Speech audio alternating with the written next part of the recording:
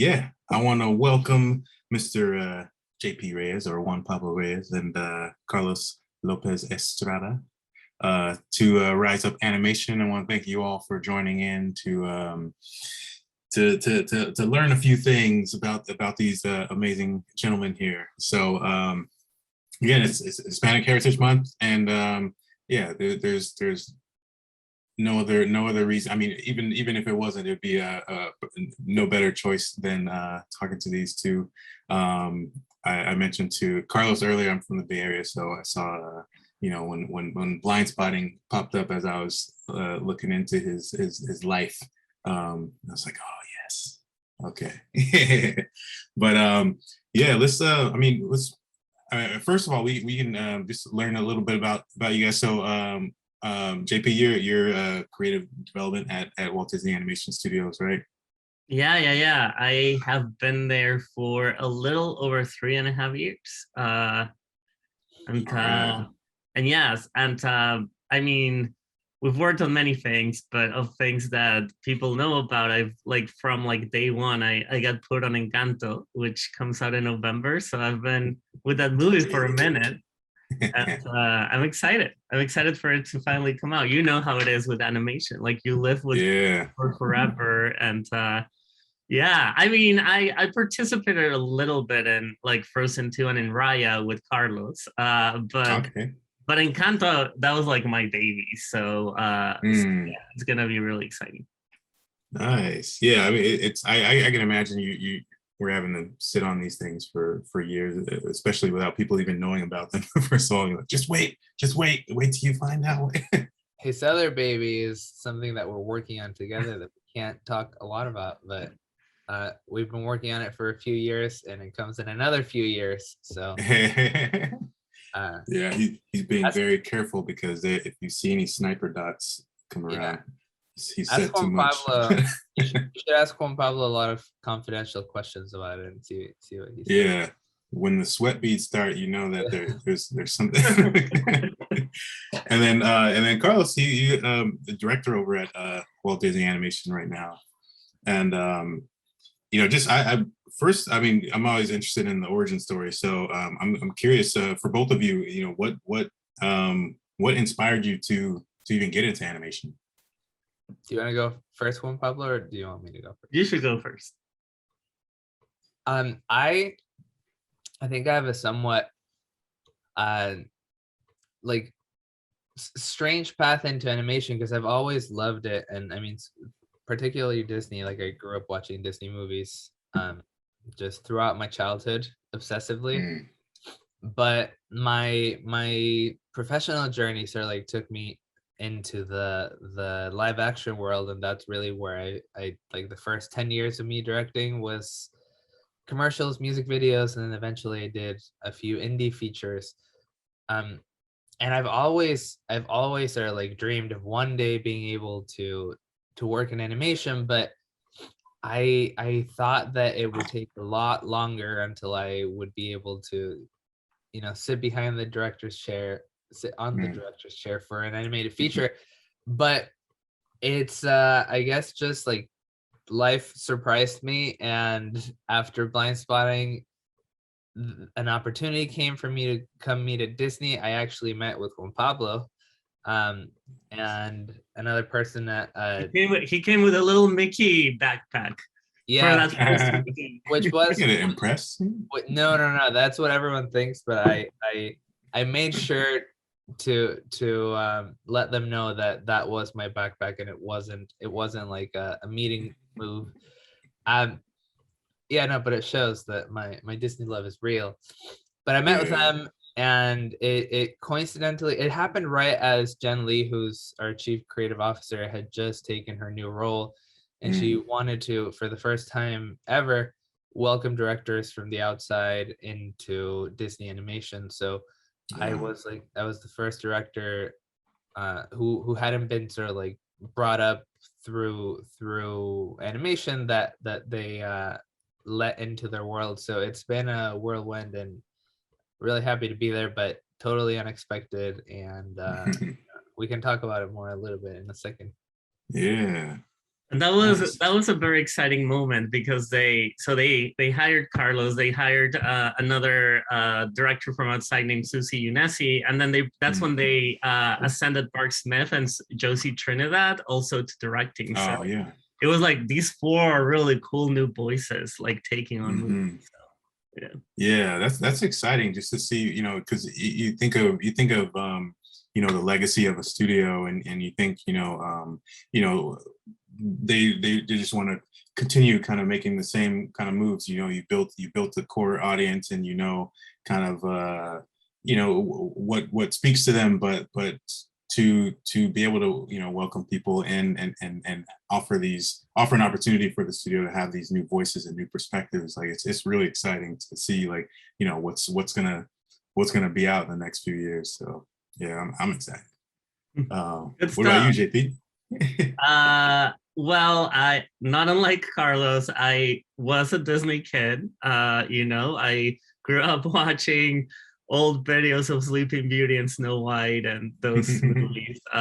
But particularly Beauty and the Beast and Aladdin were big for me because I learned English with those, and Oh wow. I rewatched those like again and again and again because I mean, I'm not going to get into my life story, but I had to move to the US for a couple of years and I didn't speak Mm. any English. So my way in, I had to go to school. I could not communicate with anyone. So watching those like movies was like a way in. Anyway, but flash forward, I went back to Mexico. I studied engineering and I always had that little chip of like, why didn't I like look into like pursuing like animation or entertainment? Mm. I was like working in like an office 9 to 5 type of situation. And then I Yeah. started to like take like little like moves, right? Like I studied Maya a little bit. I'm like, oh, I don't want to be an animator because I don't, like animation is a big industry and there's a lot you can do. And like it just Yeah. wasn't like my jam. I'm like, oh, I'm not made for this. I don't have the patience or the skills or the ability or the talent. But then you learn that there's like a lot of other things that you can do. And then that's when I Mm. started to understand what creative development and creative producing meant. And then I did a master's degree in film and TV producing at USC. And I was like interning around live action animation. It was just like really like story focused. So it wasn't like specific to animation. But when I graduated, I'm like, you know what? If I don't work in like the 4 quadrant family Disney entertainment world, then I'm like, why did I even make the career move, right? Because that's like my favorite thing in the world. And then I started to like, move around. I was at Amazon Studios for a minute in Kids and Family TV animation. And then the role opened up, which are like, those roles never open up. And then I came in and I've been there for 3.5 years and it's been really cool and really like it's like pinch me type of things. Like that's like what I said I wanted to do when I was 5. So Yeah. some kids say they want to be astronauts. I'm like, I want to work at Disney, not even knowing what that meant. And in some cases it can be just as hard. But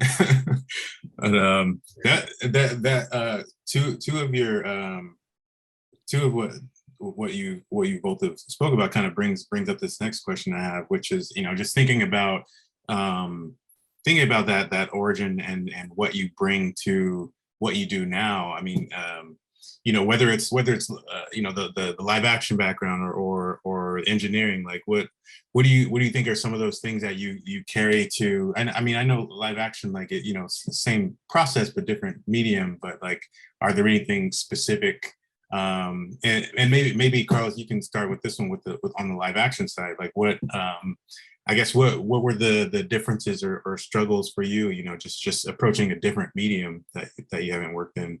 Yeah, I mean, I found out that the concepts of directing are very much the same, and most of what goes into like telling a story and making a movie and putting moments together on film.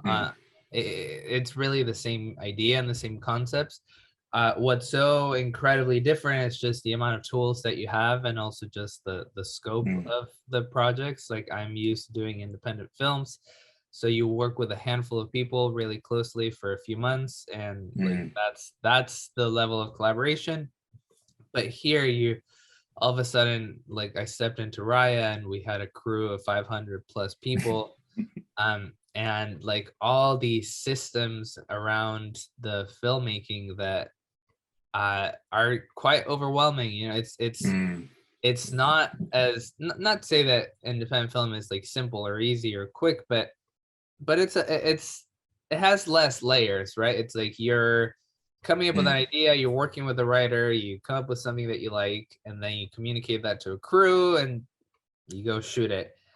And here you have to consider like just so many different departments, so many different people, and especially for a company like Disney, they're very good at sort of like putting creative first. But for example, for Raya, I came on, we only had like a year left of production. We also had to consider like the release schedule and the marketing and the products, like all these things that I had never really been exposed to. But I think there was definitely a learning curve. I you know, I won't lie, like there were a few times where I was just like pretty overwhelmed by all the stuff that I was learning so quickly. But I do think that at least the people at Disney were so warm and welcoming and like really sort of like open to showing me how, like, being patient with me learning the ropes for this complete different universe. And I think that towards the end of Raya, it took a few months, but towards the end of Raya, I was definitely very comfortable, and I felt like I understood, like, not entirely, but really well how these movies were made. So now that we're stepping into our second movie there, and it just feels like I have an understanding of every step of the process that I wouldn't have had otherwise. So it was just, you know, the growing pains that everyone, I guess, gets to experience. He's doing great. He's like a pro now. I can imagine. I mean, it's I just thinking about some of the software when you first start, you know, it's kind of like you're getting behind an airplane and you're like what, there's all these buttons and all this, like I don't know what this does or what, you know. But I commend people that come in and you know, are just able to hit the ground running and you know, take in all that, especially on a big project. You know, it's you know, I can imagine the amount of pressure but excitement and just all that together to kind of fuel, you know, and drive you through that process. So man, that's amazing. And I guess for JP, I mean, just coming from an engineering background, you know, what things, I mean, we talked a little bit about it earlier off camera, but what are some of the things that you feel like you bring to what you do now? Yeah, I'm like, obviously, because I come from that background, and I totally believe in transferable skills and like what that is. And I think everyone has a different path, but at the end of the day, I think there's the technical stuff that like each separate industry has that is very important. But I think if you have the ability to learn things just generally and like have the people skills, I think you're golden to like really move wherever you want to do, you know. And I really think it's about investing in yourself and like learning about how to communicate with people well, how to like navigate in this case, the corporate environment, right? Like I was in the corporate environment, like, and then I went into Amazon in entertainment, but it was still a corporate environment. And now Disney.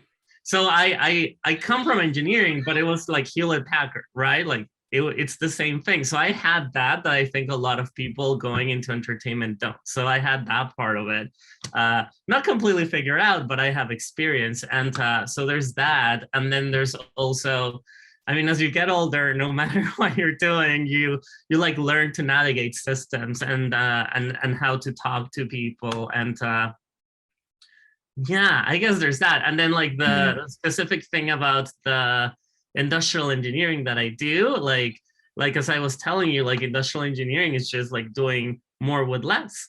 You know, it's Mm. about being on time, being on track, being on budget, Yeah. problem solving. You know, I think all of those things apply to almost anything you do. Yeah. Yeah. I mean, you hit it. Definitely the problem solving. I feel like I, just thinking of artists and filmmakers in general, like I feel like there's this core part of ourselves that's problem solvers. Like you love to like just figure something out, crack a code, whatever that is, and yeah, and it translates in so many different professions, and yeah, so that's cool. And I'm curious also, like, just we all have different struggles trying to break into what we're wanting to do. You have an idea of where you want to go, and you're starting from the ground up, and or looking from the ground up at the mountain of what it is that you're going to do. What were some of the big challenges for you guys, as you were initially breaking in? You want to go first, Juan Pablo? I'll go. You go, yeah.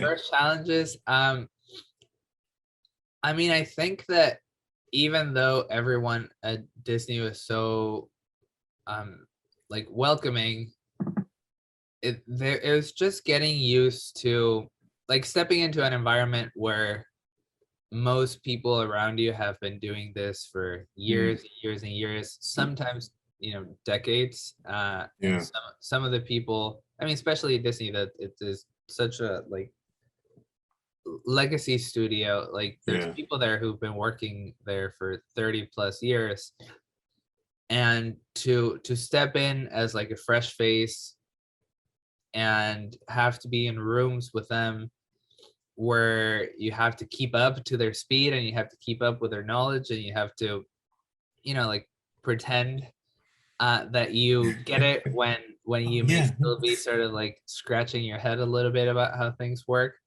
I think that was challenging, and obviously, this is no news to anyone, but the like imposter syndrome is real, and especially in a scenario like this where you're just like naturally behind, right? Because you can't step into a story room with a group of like 15 to 20 people who've been doing this for so long, and then just pretend that you know more than them like that. It just maybe some people can do it, but I couldn't. So I definitely just like for a minute just felt like I needed to work double and triple hard just to keep up with the pace that everyone was moving in. So I think that was the hardest part. And then eventually, I think as you realize that, okay, now I know what words to use, and now I know how the like now I know how technically this works, and ultimately like we're telling a story, and I do know how to do that, and I've sort of like I'm not as lost as I thought I originally was. Then I feel like it's easy to just blend in a little more, but the time that it took to get there was definitely sort of like, I think for me, the most challenging. Did that bring you back to even breaking into filmmaking in the beginning? Like what were some of those struggles like when you're just initially getting started? Because you're stepping into, it's kind of similar in a way, stepping into an unknown, and yeah, I think it was similar in many ways, but it was so entirely different because in live action, I really came up with my friends, and I went to school, and like the stakes of the projects that we were doing and the scale of the projects that we were doing were so small. Like, we started with no budgets, and we started with like a little camera and just us running around LA trying to film things. And yes, of course, it's like scary, but it feels like there's a much more like gradual curve, and you're learning as you're doing. And if you like mess up, like sure, it's no one likes to mess up, but it's not a lot of people's jobs and not a lot of expectations when you're doing like $500 music videos. But then you step onto this thing that has like tremendous, impossible to imagine budgets attached to it, and there's 500 people that are like expecting answers from you, and like there's all these added pressures that I had never had before. I had them, like when you do your first commercial, when you do your first movie, and they're similar, but I do feel like just the scale of a Disney movie is really hard to understand until you're in it, and it definitely was like a thing that I had to learn to be okay with, and it took a minute. Yeah. Juan What Pablo, about you, Juan Pablo JP? he heard a lot about it. Like I remember Yeah. in the first year of me working there, I would just call him and be like, "Oh man, what is this?" And I'm like, it's awesome. You just need to like take it a day at a time. We had a lot of those conversations. Yeah. Juan Pablo would send me boxes of Mexican candy. I think nice. I don't know what he saw in me or like how he thought I was doing, but he was just like, this man needs candy and like something to like distract him from the stress. Oh my God, I do remember sending you the box of Mexican candy. That is true. Oh my God. Yeah. I mean, you know what what Carlos said really resonates with me too. That idea of like feeling that you need to catch up. For me, it was like very real, like I came from like a different industry. I feel like I was sacrificing a lot because it's almost like starting from zero, right? And like I went to this grad program and I was like, I guess I applied. I'm like, this is crazy. Let's see what happens. And then you get in and then you're like, well, you need to make this work. And you move to LA and you feel like you're playing catch up because I was a little older and like there's these kids coming out of like undergrad and they're like already in front of you in line and you're like 6 years older than them and you're like, oh my God, am I gonna die an assistant? Which there's nothing wrong with that, right? But it did feel like you needed to run a little faster, right? And I like that's where like I tell you like, well, transferable skills. I did have like 2 past careers and that type of stuff. I'm like, yeah, people should consider that, but you need to prove to them that it's actually true, that those skills that you like developed back in the day, that you are like a little bit more prepared and a little bit like, like on top of your stuff when you're like doing those jobs. So yeah, you feel like you need to run. And then, I mean, not to turn this into a pity party, but when you are like an immigrant, you have so much baggage on top of you. Like you're in a huge disadvantage versus like Americans, and I'm like, oh mom, why didn't you cross the border and have me in Texas so I could like already have a passport? Because it's like this whole thing, it's complicated. It's like, am I gonna get sponsored? What am I gonna do? Then at the end of the day, you like figure it out. And I came up in like my grad program with like a lot of people from around the world, and most of us have figured it out, but it's hard. Like you have a huge handicap on that too. So you feel like you need to run extra hard, do 3 times the work. You need to prove yourself a lot more, right? So catching up, that idea of catching up is big. I feel like that in a way never stops. It's always, there's always that because I mean, I guess the nature of filmmaking, it's each thing is there's new challenges and new things and new ways of doing things, and just it's always which is exciting. It's always it's a learning experience as well. So but you mentioned something that was it kind of brings me to this other question. Is that it actually came from the Discord. Just thinking of your heritage and we're celebrating it this month, and this question was how did you work your ways into the entertainment industry, which you guys talked about, but the other part was it difficult because of your heritage? You spoke a little bit about it, but do you feel like your heritage played a role in getting into the entertainment industry as a whole? You want to go first, Juan Pablo? uh, do I think it played a role? You know, that's a very interesting question. Well, because my way into the industry was through that grad program, which is, you know, like it is very diverse. Like it's 25 people a year, and around half of those are international. And I hope that continues after COVID because it's gotten worse, unfortunately.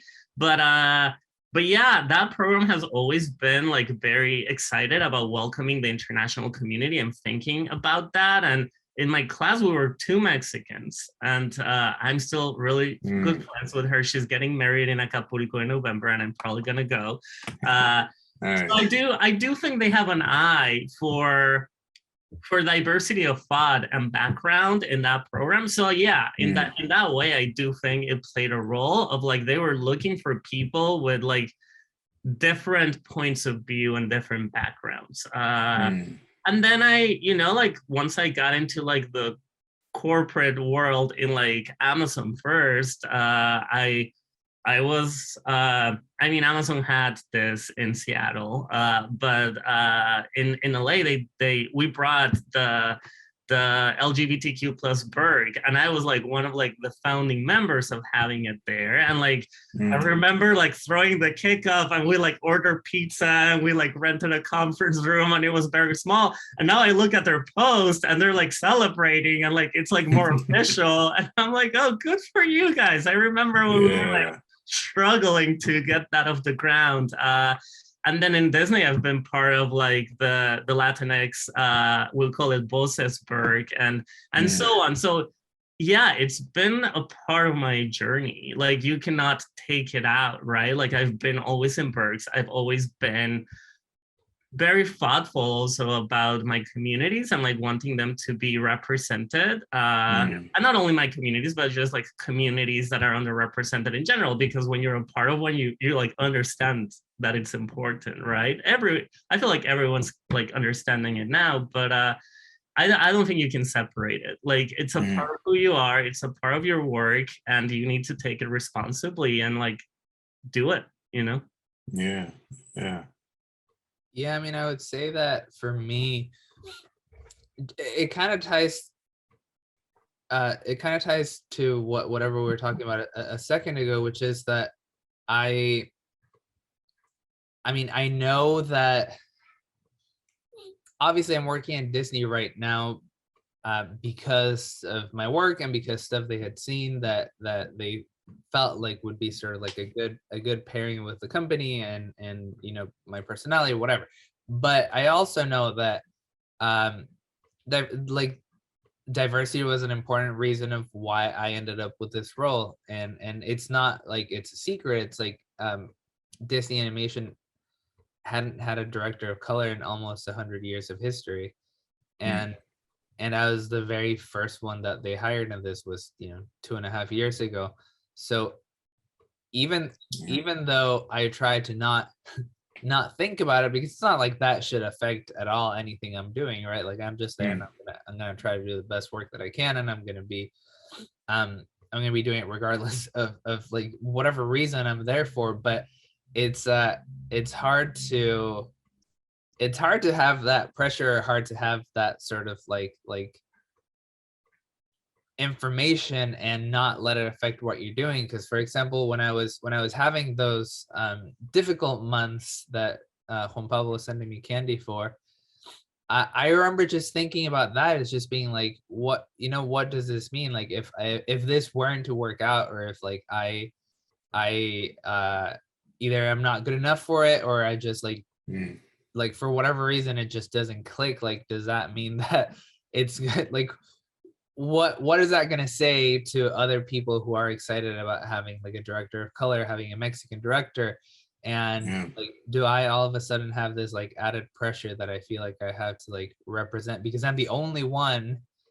Susie's there, but you know, we have like a very different background. Like I'm excited to be a Mexican director at Disney, but if it doesn't work, like what is that going to mean? And do I need to like stick it out just, you know, for the people who I feel like are coming after, who are going to be able to say like, look, there's a Mexican director, what does that mean for them? And like for other Mexican and Latinx kids who are like excited about seeing someone like them directing a movie that they'll connect with.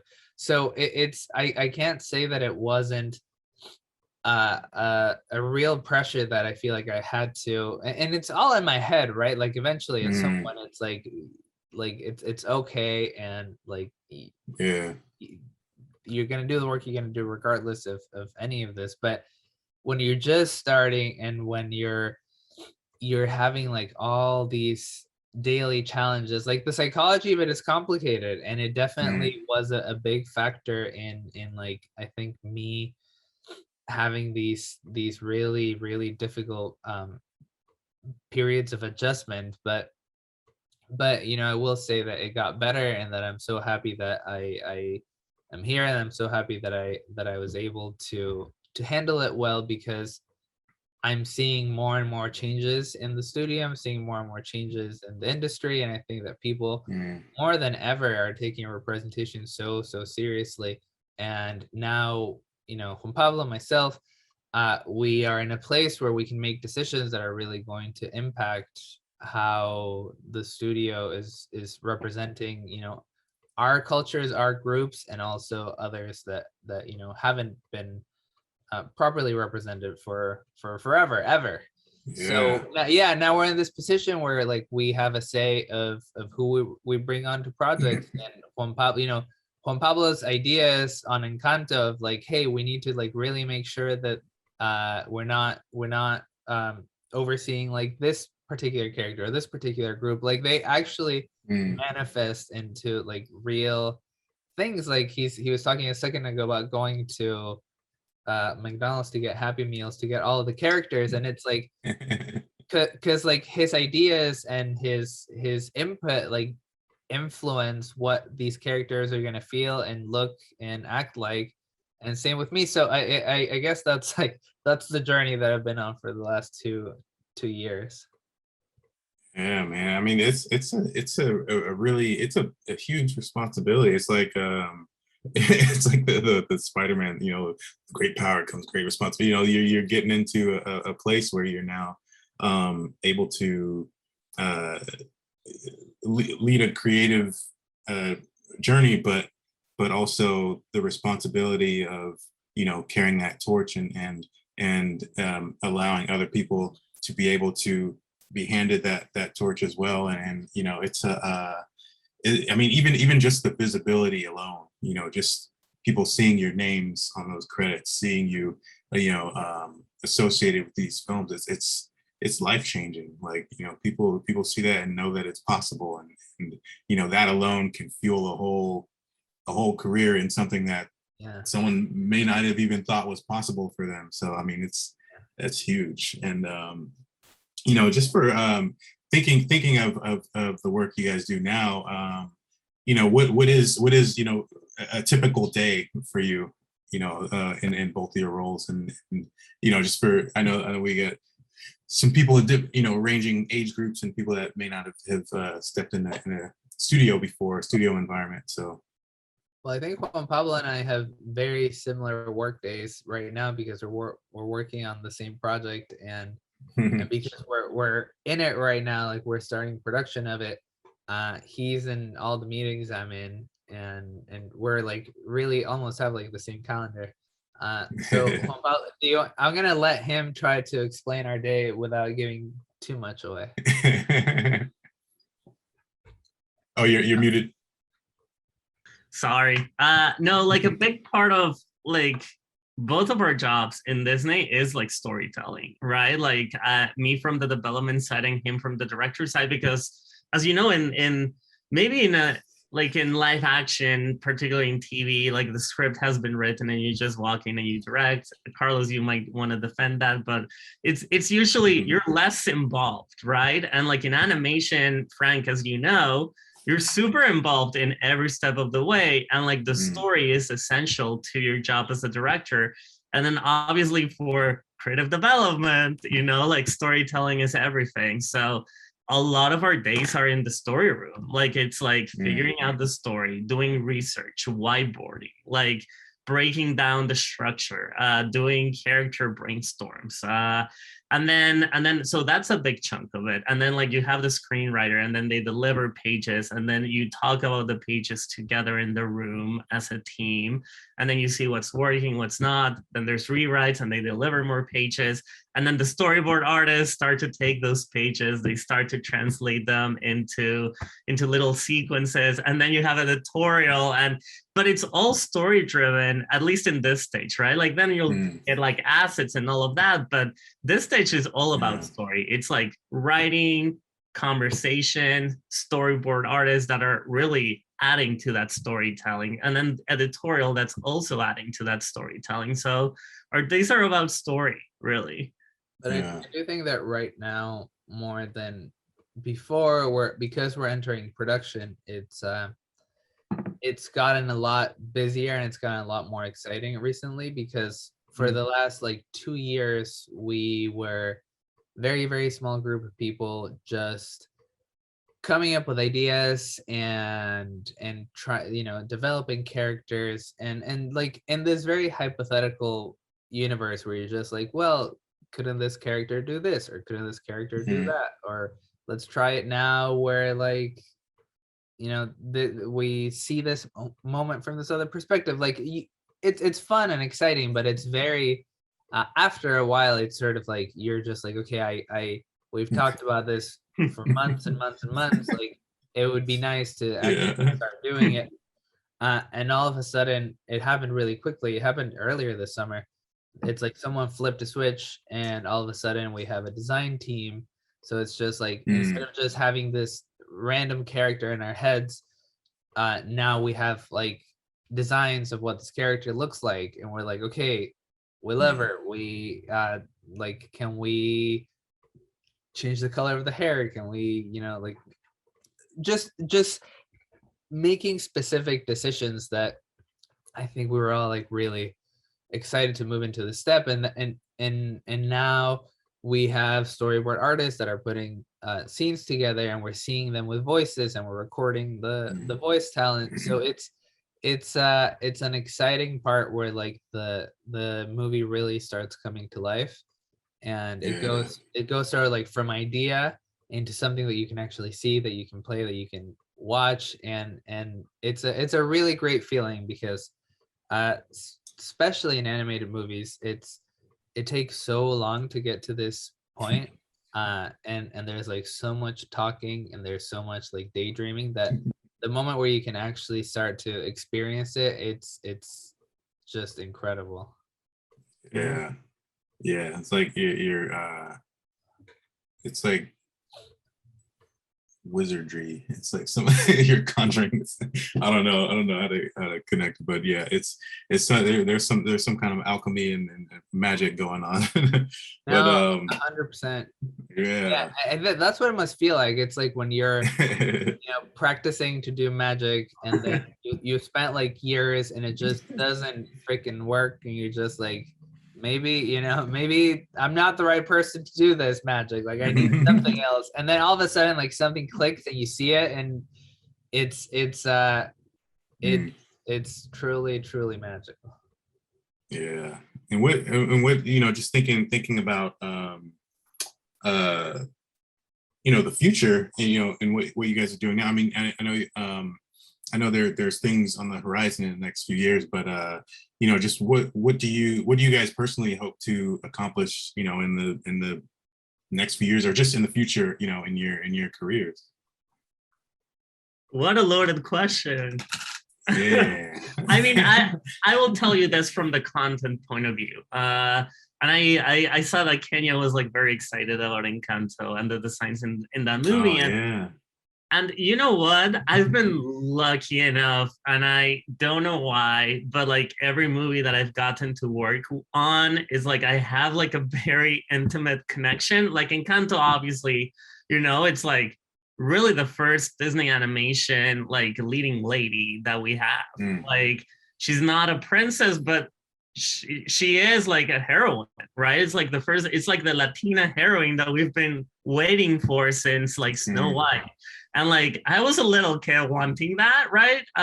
So that is incredibly exciting. And being able to start at Disney when that was happening is like another pinch me moment. It's like, oh my God, like talk about timing. And the next couple of projects I've worked on, like they mean the world to me for different reasons, right? So just waiting for those things to come out into the world, and something that I feel like this like deep connection with is that's what I'm excited about the future. And then you know, you just need to continue navigating the world and seeing how you can grow and like do more stuff and like put your fingerprints and your DNA in more things that you're proud of, that you think the world will love and hopefully embrace. But I know that's a very vague question answer, but no, that's great. No, I think same for me. I think that as we were talking about earlier, we are in this incredible chapter in the life of filmmaking and animation, particularly where we are able, like we have people like ourselves in positions of decision making, and we're all of a sudden able to create stories around people like us or around people who we feel like we haven't seen on screen. Worlds, stories, characters, moments that we feel like we've been wanting to see our entire lives. So it's just exciting, as Juan Pablo was mentioning, to be able to explore this. And you know, without I can't say too much about the project that we're working on, but it feels like every day we're giving ourselves a challenge to say like, how can we really push the boundaries of what we've seen in a Disney movie, the kinds of characters, the kinds of ideas, and you know, any issue that we may have had in an animated movie for saying like we haven't seen enough of this, or we really don't like how this particular issue has been represented, or we really feel like, you know, the world could use like this kind of character. We're able to include that into our decision making, and we're able to sort of like make those things happen. So I think that obviously, like me particularly, I think Juan Pablo has the privilege of working on multiple projects, but for me, I'm just working on this one. But it's to me, it's just, as the world keeps evolving and as these conversations become more and more pressing, I feel like those are directly influencing for the better our movie, and I'm just excited to be able to share more about it soon. hopefully very soon, because it's strange to operate in this like bunker where like only you know what you're doing. Yeah, it's like in the animation military. Like, yes, someone asks, "Oh, that's classified. That's classified." Yeah, it's and it's and just knowing that you know, you guys are working on something again. You know, it's exciting to see. You know, with ENCANTO coming out, and then, you know, whatever's next. You know, just knowing, because the care that goes behind, you know, bringing some authenticity and bringing some truth to these films is a huge win. So I'm excited, and you know, and I know, you know, a lot of people who look to you guys, or look to the filmmaking process and animation, and whether they want to get into directing or storyboarding or animation, or you know, even on a creative direction side. You know, what advice would you have for people that want to do what you do? JP? that is such a complicated question too, because as you can tell by our life stories, there isn't one answer, right? Which is exciting and terrifying, because I also like, I wish there was a recipe, because I would have like started to follow it. You know, I think the clear things are, and this is gonna sound boring and cliche, but it's like never stop dreaming, and like never leave your dreams behind. Like put work in it, don't give up. Oh, todos los caminos llevan a Roma, like we say in Spanish. How would you translate that in English? Like every road leads to Rome, right? That's a thing. Every road leads to Rome type of thing. Sometimes you go on like a wild journey and like you travel through Paris to get to Rome, and but yeah, I think it's just like being patient and continue to like get those like big picture skills that, you know, like I think no matter where you are, if you're like in an office in Hewlett Packard doing engineering, there's skills that you can build there to get to where you want to go. So it feels like you might be a little lost. It might feels like you're wasting your time, but you're never wasting your time, because anywhere you are, there's like little things that you can be doing, you know? So I think that like, and I think the other thing is, it's very complicated in this very convoluted world, but I think the more specific you are of what you want to achieve and where you want to go, then you can know what steps you need to take. Because if you're not sure about what your destination is, then you're like all over the place because you don't even know what to start or what to do. So having like a target or like something you really want to achieve, then you know like some steps or some roads to take, right? So I feel like those are some big ideas. Yeah. Support those. Nice. No, I mean, I think for me, coming from the independent film world, it was really important to start making things as early as I could, even though I like may not have had enough resources or may not have had enough like opportunities, because I feel like when you're starting up, like you're like wanting these chances, right? Like I just want to do things and I just want someone to like believe in me and like give me whether it's money or resources or just an opportunity. And you know, sometimes we get lucky and those come, but also it's very reasonable that they won't immediately. So for me and my friends would like it, we started this like almost like no excuse philosophy for making independent projects. And if that meant that we would shoot things on our phones, then you know we came up with interesting ideas that we would do on our phones. And if that meant that I did some animated videos back in the day that we shot in our garage for no money and just sort of like, you know, spent 4 months doing stop motion just with like paper cutouts, then, you know, we would do it just because we were so excited to do it. And obviously, not everyone can just like dedicate 4 months of their life to an animated project, but I feel like if you find ways within your realm of what's possible to get started and to make opportunities for yourself, like if no one's offering you the chance to do this thing that you're crazy in doing it, like try to see which of your friends can help you out and try to see what camera you can borrow and try to see what opportunity you can make for yourself to like get started. Because I feel like many times when we're starting, you like get caught up in like thinking or feeling that you don't have, that you shouldn't get started until you have this opportunity, and it's easy for like years and years and years to pass, and then you're still sort of like waiting for this thing that may or may not come.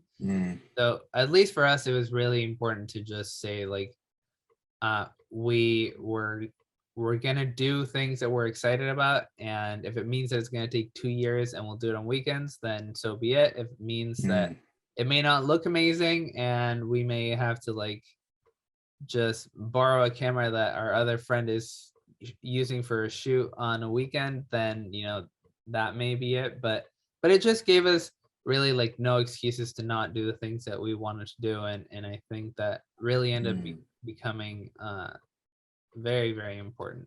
I think that's great, and I think it's very similar to what I said, and I think it comes to the word proactivity, right? Because I feel like you feel like, if I do this thing, like, is it gonna worth it? Am I wasting my time? Because that went through my brain like 100 times. Like, should I take this like weekend class in Guadalajara to like see if I want to do film and TV, and I'm like, I might have to wake up at like 8 a.m. on Saturdays to get to the other side of the city to like do this thing. Am I wasting my time?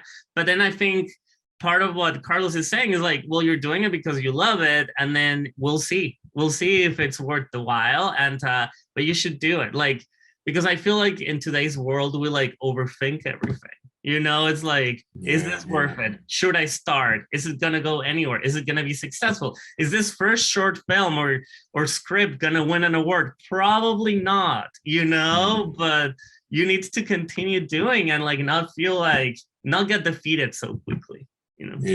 Yeah.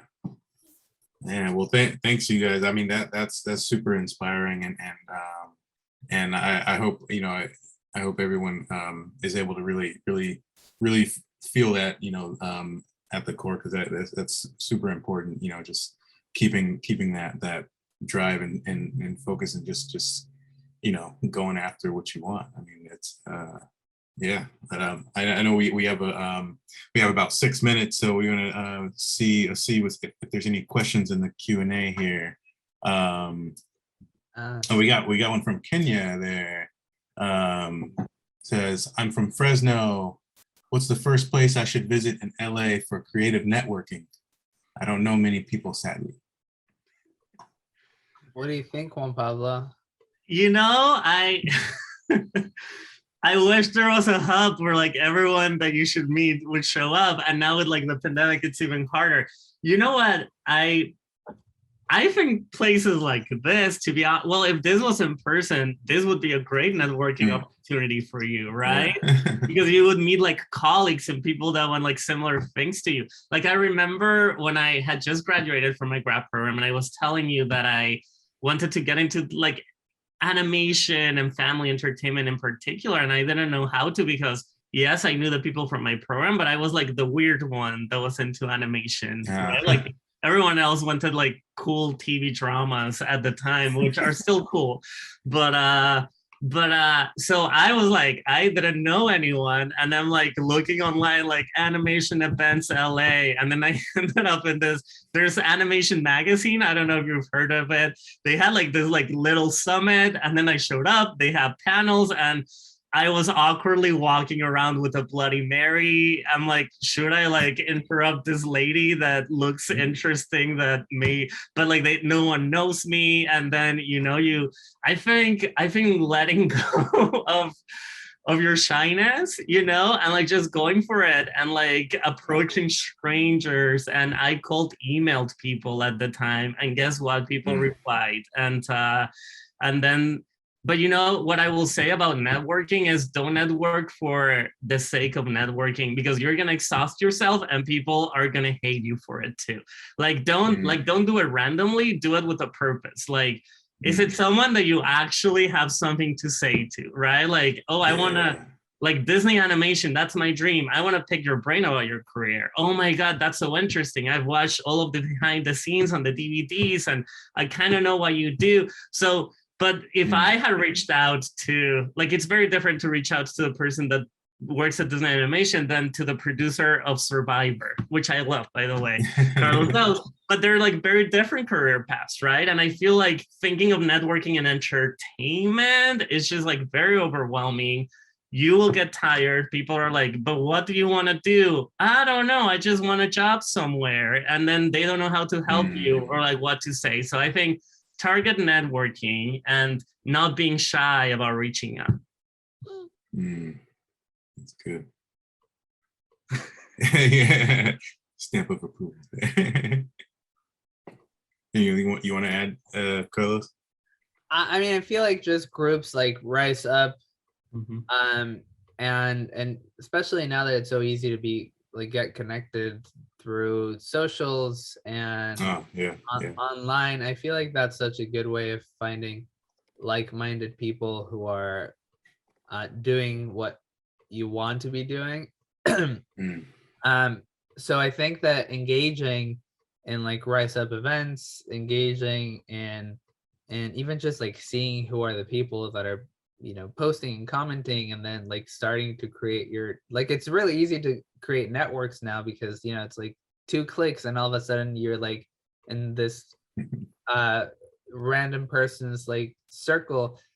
So I feel like using those opportunities to surround yourself with people who are doing things that you want to be a part of, or who are in circles that you feel like you'd be able to learn from. I think that's a really good way. And it doesn't take anything to reach out, and it doesn't take anything to start a conversation with someone who you may look up to or admire, or someone who may be able to, point you in the right direction. So I think that engaging in that way is probably a really good thing to do too.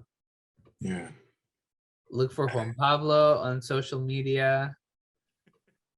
Add him. Yeah, do them searches. LinkedIn was that was my go-to when I was in college. I was like, I'll probably tell one you, of the only things. But I'll tell you, like, when you, and I'm sure Frank and I don't know if Carlos is on LinkedIn, but I know that you probably, like, when you put like, I work at Netflix or I work at Disney, tons of people send you like private chats, but you'll reply to the ones that sound like they really know what they're talking about.